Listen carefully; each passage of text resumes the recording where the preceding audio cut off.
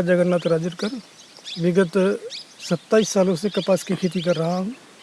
जिस समय मैंने खेती करना प्रारंभ किया उस समय मेरे सामने बहुत सारे प्रश्न थे कि मैंने किस फसल की शुरुआत करनी चाहिए, परंतु अंत में मुझे निश्चित मालूम चला कि हमारे यहाँ का जो पर्यावरण है वो कपास की खेती के लिए अत्यंत उपयुक्त है।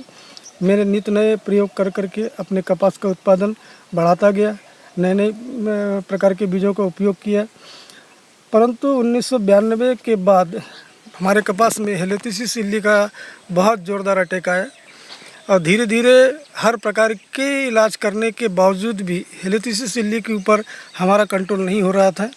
अब हमारे सामने ये लग रहा था कि हम कपास की खेती कर रहे हैं कि सिर्फ हेलियोथिसिस इल्ली से अपने कपास को बचाने का प्रयास कर रहे हैं। ना तो हम उस समय योग्य खाद्य का व्यवस्थापन कर पा रहे थे, ना तो सिंचाई का व्यवस्थापन कर पा रहे थे। यानी करीब करीब अगस्त महीने से लेकर हम लोग हेलियोथिसिस को कंट्रोल करने की कोशिश करते थे और दिसंबर तक प्राय हमारा वही काम रहता था कि हेलियोथिसिस इल्ली को कंट्रोल करना, और उसके लिए करीब करीब 20 से लेकर 25 स्प्रे तक करने की हमें नौबत आती थी।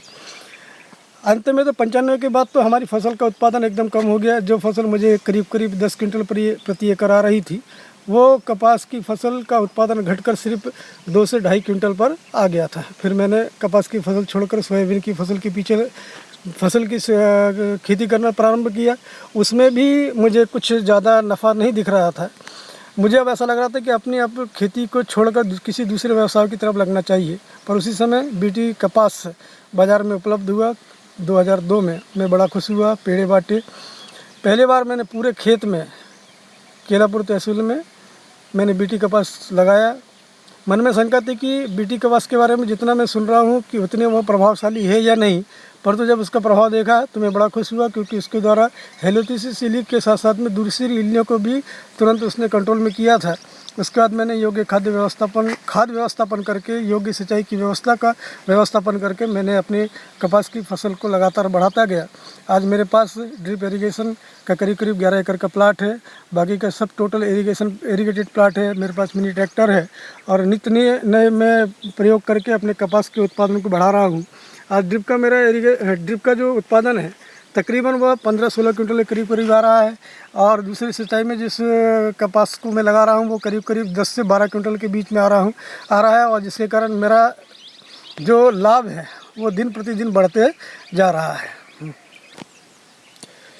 अब मैं बहुत समाचार पत्रों में पढ़ता हूँ, टीवी न्यूज़ में देखता हूँ कि लोग बीटी टेक्नोलॉजी या जिस जीएम टेक्नोलॉजी के बहुत विरोध में है। मुझे समझ में नहीं आता है कि लोग इसका विरोध क्यों कर रहे हैं। मैं पिछले करीब 10-12 सालों से अपने खेत में बीटी कपास लगा रहा हूँ और उसका कोई भी मुझे गलत परिणाम नहीं दिया है। ना तो मेरे जानवरों के ऊपर दिखाई दिया है, ना तो किसी के ऊपर दिखाई दिया है।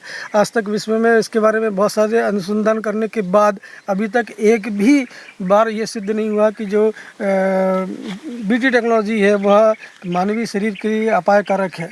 हम किसानों के लिए नई तकनीक यदि उपलब्ध नहीं कराए गए तो हम किसान किस प्रकार से अपनी खेती का उत्पादन बढ़ा सकते हैं।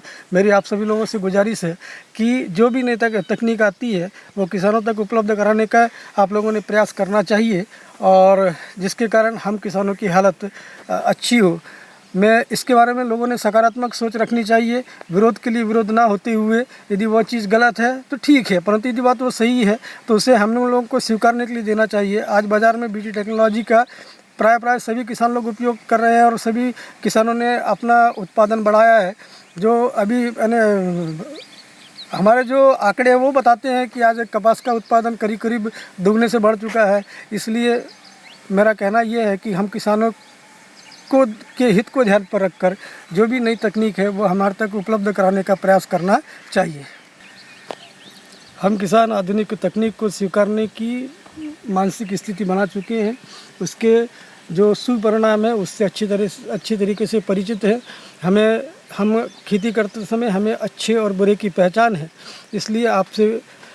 इसलिए मुझे आप लोगों से कहना है कि जो भी नई तकनीक हमारे लिए उपलब्ध होती है वो तुरंत ही बाज़ार में उपलब्ध की जाए, जिसके कारण हम उसका लाभ उठाकर अपना और अपने देश के आर्थिक विकास में हाथ दे सकें। धन्यवाद।